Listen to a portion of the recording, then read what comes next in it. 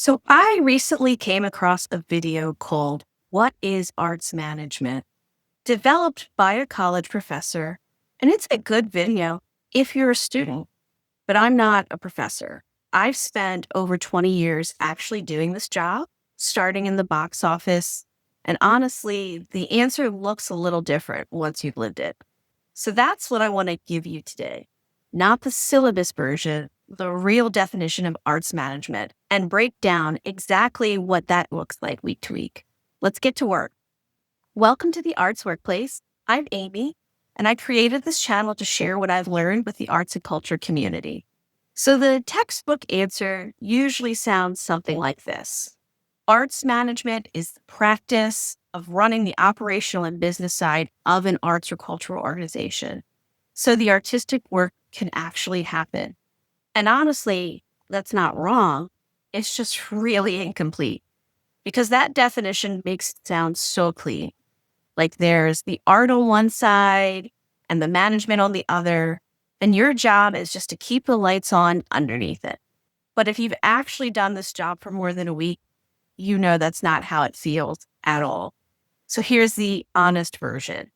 Arts management is the ongoing job of holding a real tension. On one side, you have the mission, the art, the reason the organization exists in the first place. On the other side, you have the money, the systems, the people, all the things that have to work together, or none of that mission happens at all. And your actual job every single day is deciding how that tension gets resolved in 100 small decisions nobody outside the building ever sees. The two sides often feel at odds with one another, but it's not art versus business.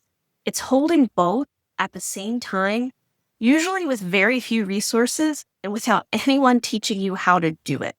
Okay, so let me make this more concrete because it's easy to agree with it in abstract terms and still not know what that means on a typical Monday morning. Every programming choice, every staffing decision, every letter you write, every email you send, every patron complaint that lands on your desk, all carries that same tension. What's right for the mission and what's actually possible with the time and money you have. That's really the job in a short paragraph. Nobody hands you a rulebook for those decisions. You just make them with the information and experience you have, and you live with those decisions. And I'll be honest about something that took me a while to understand. What actually surprised me about this business once I moved into management was how deep the financial strain runs and how constant it is. It's not an occasional tight year. It's real financial pressure showing up in almost every single decision every day. And here's the part nobody tells you going into this. That pressure, it never fully resolves. So even the most experienced people in this field, people who have been doing this work for decades, they are still figuring it out as they go. They do not have all of the answers. Sometimes they're right, but sometimes they're wrong. And admitting that out loud is rare, but it is true. If this is resonating with you so far, go ahead and hit that like button so that it can help reach more people like you. And please let me know in the comments how you would define this job in your own words.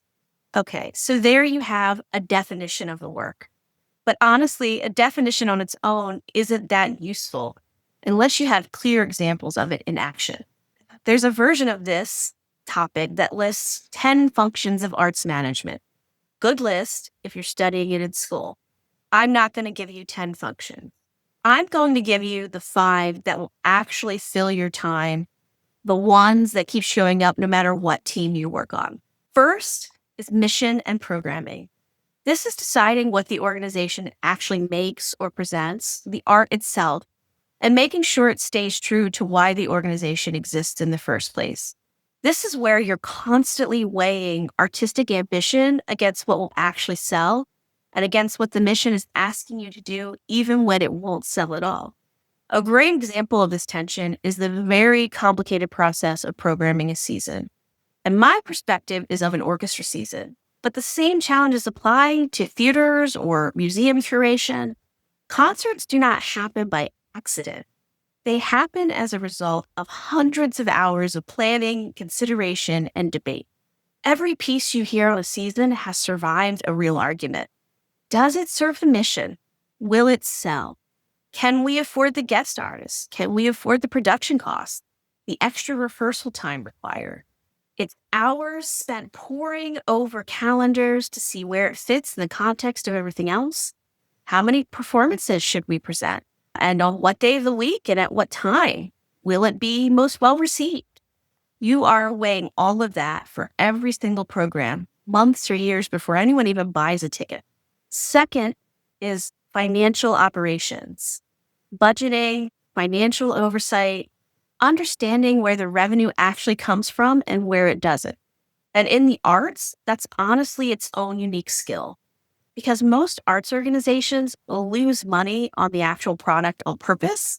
So understanding our business model, which is very unique, is half the job. Financial operations in this field is not just tracking what things cost. It's understanding timing, when the money actually arrives versus when it's going to be needed. This is a well-known pattern across the field. Donations tend to cluster around certain times of the season, like the end of the calendar year. Ticket revenue clusters around high-performing concerts and when concerts are actually scheduled. But payroll and vendor bills, they do not wait for either one of those things to happen, right?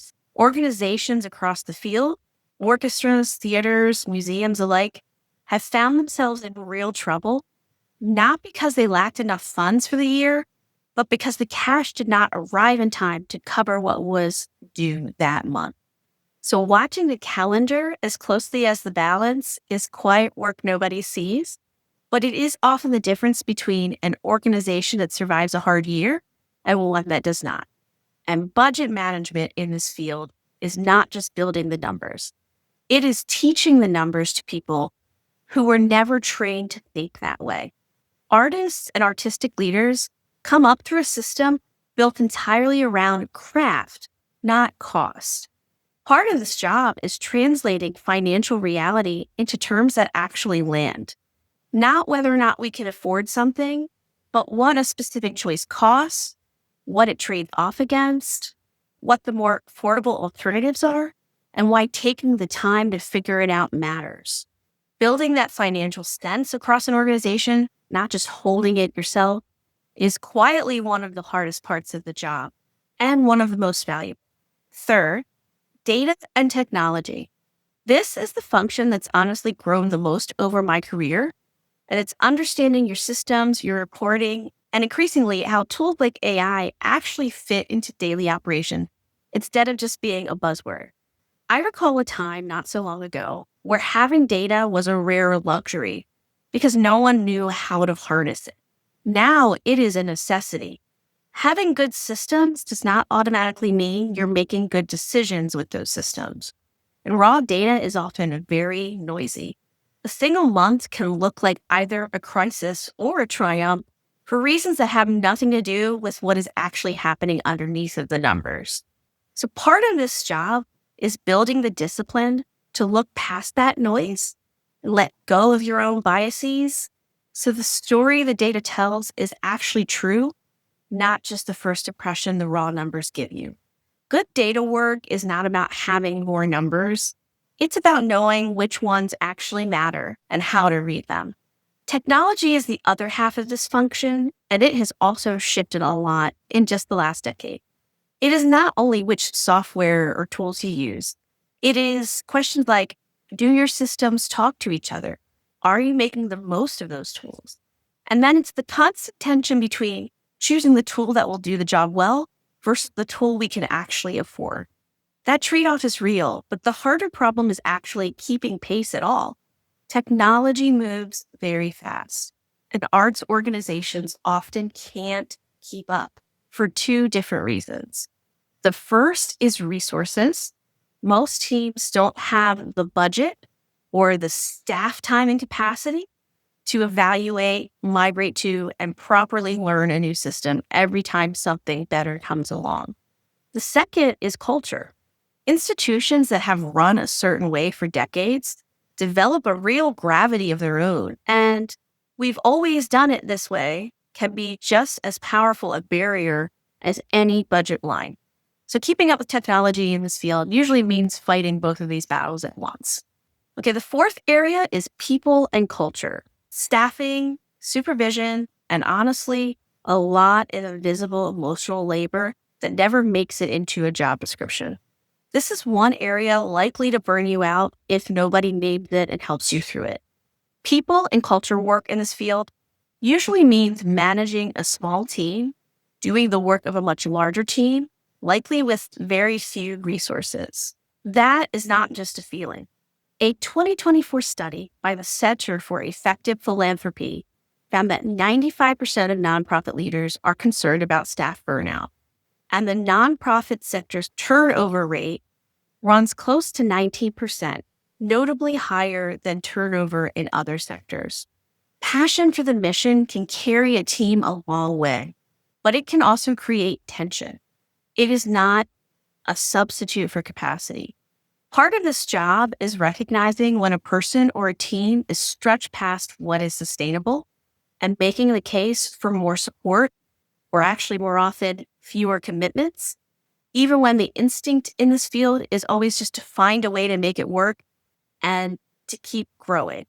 There's another kind of tension that comes with a team full of passionate people. People who care that much rarely agree on how to best serve the mission. Two people can love the same organization equally and still clash really hard over what to prioritize, what risks are worth taking, which values should win when two good things are in conflict. So managing culture in this field isn't just protecting people from burnout. It's building a real process for these competing, sincerely held ideas to fight it out and land somewhere workable without anyone feeling like their commitment to the mission was ever in question. The fifth final area I want to talk about is audience and donor relations. This is the ongoing relationship between the organization and the people who actually show up and give, and it is not confined to one department. Whoever answers a patron's question, resolves a ticketing issue, or represents the organization at an event is shaping that relationship, whether or not it's in their job title. This function is where the mission meets the public most directly. Audience and donor relations is often misunderstood as customer service, but it is really relationship management at scale. Audience development research across the field consistently shows the same pattern. Most organizations have a small share of patrons, the most loyal subscribers and donors, who drive a disproportionate share of total revenue, while a much larger group of first-time or occasional attendees contributes comparatively little on their own. So the real opportunity sits in the middle of those two groups, converting more first-time visitors into repeat attendees and repeat attendees into subscribers or donors. Treating everyone identically is not fair or a good strategy. It is a missed opportunity to nurture the relationships that actually sustain organizations long term. But what this actually looks like day to day is dozens of small touch points, most of which no one is tracking as a single relationship. A box office interaction, an usher's tone at intermission, a thank you call after a gift is received, an email that goes out to an entire list of people. Each one shapes whether that person comes back, gives again, or just quietly drifts away. And most organizations don't have anyone whose actual job is to see all of those touch points as one continuous relationship rather than a dozen disconnected ones. And we can't get past the customer service piece because it's huge. Every patron's experience, whether the box office person was kind, whether a complaint got resolved or brushed off, whether a ticket exchange was an easy experience or a headache, those interactions are happening constantly. And it's often the real deciding factor in whether someone comes back, regardless of how good your marketing or programming is. Good customer service in this field isn't a soft add-on to the real strategy. It is a real retention strategy, as real as anything in a fundraising plan or a marketing calendar. There's also a real emotional skill buried in this work that rarely gets named. Patrons don't just have preferences. They have real feelings. It's helped them run deep.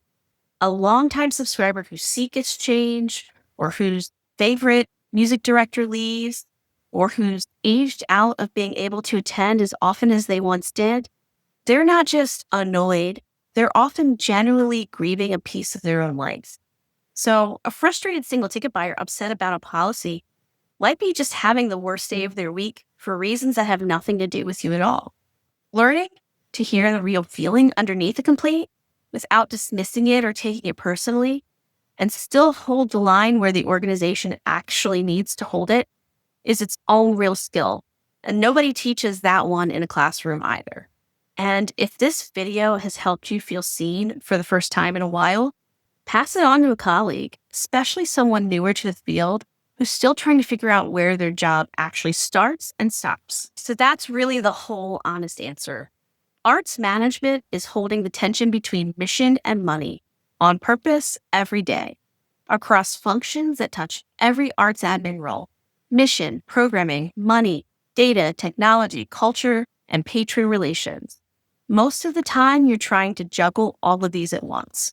If you're new to this field, I hope this gives you a more honest starting point than the syllabus version does. And if you've been doing this for years already, like me, I hope it just puts words to something you've been feeling but maybe haven't said out loud.